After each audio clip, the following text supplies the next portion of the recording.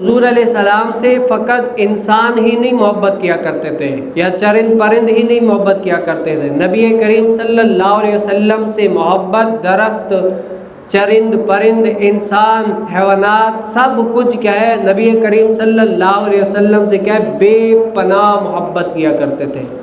وہ حضرت سیدنا انس رضی اللہ تعالیٰ عنہ کے صاحبزادے سے روایت ہے کہ انہوں نے حضرت جابر بن عبداللہ رضی اللہ تعالیٰ عنہ سے سنا کہ انہوں نے فرمایا کہ نبی کریم صلی اللہ علیہ وسلم نے ایک کھجور کا تنا تھا جس پر نبی کریم صلی اللہ علیہ وسلم خطبہ دیا کرتے تھے۔ شروع اسلام میں حضور علیہ السلام خطبہ کس پر دیا کرتے تھے؟ کھجور کا ایک تنا تھا، اس کے اوپر حضور علیہ السلام کھڑے ہو کر خطبات بھی دیتے تھے، لوگوں کو واعظ و نصیحت بھی کیا کرتے تھے، اور پھر کیا ہے کبھی کبھار ٹیک لگا کر بیٹھا بھی کیا کرتے تھے۔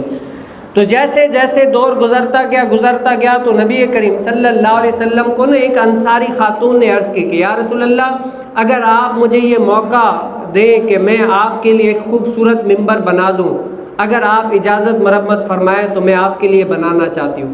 تو نبی کریم صلی اللہ علیہ وسلم نے فرمایا کہ آپ بھلے بناؤ، مسئلہ نہیں ہے۔ تو جیسے ہی اس خاتون نے بہترین ایک ممبر رسول بنایا اور حضور علیہ السلام کی مسجد میں لا کر رکھ دیا گیا۔ اب حضور علیہ السلام اس کے اوپر چڑھ کر خطبہ بھی دے رہے ہیں، ٹیک بھی لگا رہے ہیں، الغرض ہر وہ کام اس ممبر سے لیا جا رہا ہے۔ تو نبی کریم صلی اللہ علیہ وسلم ایک دن مسجد میں آئے نا، تو علماء فرماتے ہیں، محدثین فرماتے ہیں کہ 10 ماہ حاملہ اونٹنی جیسے آواز کرتی ہے نا، اس مسجد سے اتنی آواز آنے لگی، یہ کیا ہے، آواز زاروں قطار آنے لگی۔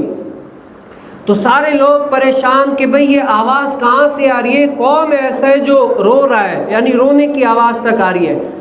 تو روتے روتے تو حضور علیہ السلام کو تو پتہ ہے نا کہ کون کہاں پر رو رہا ہے، کون کس حال میں ہے اور کیا پریشانی ہے۔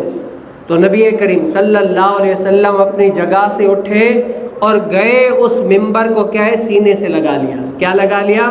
اس ممبر کو سینے سے لگا لیا، وہ جو کھجور کا تنا تھا سینے سے لگا لیا۔ اس کے بعد وہ کیا ہے، ممبر خاموش ہوا، یعنی رونے سے باز آیا، خاموش ہوا۔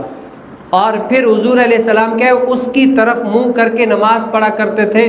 اور اس کے بعد وہ ممبر رسول، 2 قول ہے اس کے مطابق کہ حضرت سیدنا کعب رضی اللہ تعالیٰ عنہ اس ممبر رسول کو اپنے گھر لے کر گئے، اور حضور علیہ السلام سے اجازت لے کر گھر لے کر گئے، وہاں پر دیکھ بھال کیا کرتے تھے، وہیں پر رکھا، اس کی دیکھ بھال کی، اور حتیٰ کہ آخر تک رکھا رہا۔ اور پھر کیا ہے، جیسے جیسے دور گزرتا گیا اس ممبر کو کیا دیمک کھا گئی، یعنی دیمک کھا کے ختم کر دی۔ اور دوسرا قول یہ ہے کہ نبی کریم صلی اللہ علیہ وسلم نے اس سے یہ یعنی حکم ارشاد فرمایا کہ اے کھجور کے تنے، اے ممبر رسول، اگر تم چاہو تو تمہیں میں دنیا کے اندر پھر تر و تازہ کر دوں، لوگ تمہارے تنے سے یعنی کھائیں گے کھجوریں، سب کچھ یعنی اچھا ہو جائے گا، لیکن اگر تم چاہو تو میں تمہیں جنت میں بھیج دوں اور جنتی لوگ تمہارا کیا ہے، میوہ کھائیں۔